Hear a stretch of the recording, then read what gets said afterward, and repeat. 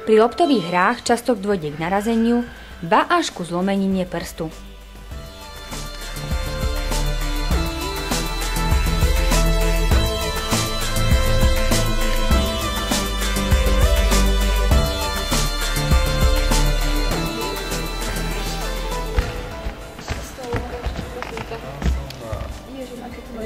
Choď pek.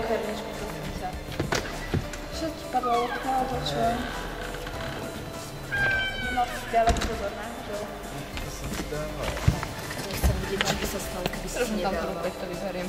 Hej, nebolo nic, dobre. Už tak. Máme jedlo? Hej, máme.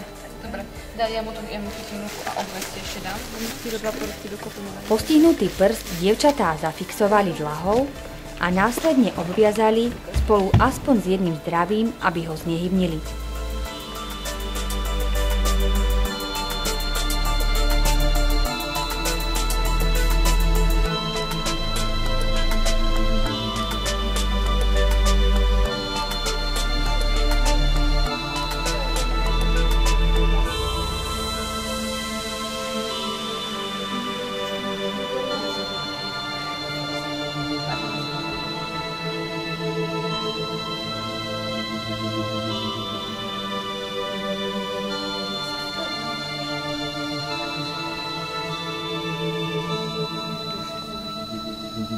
Ani písať nebudeš musieť, či?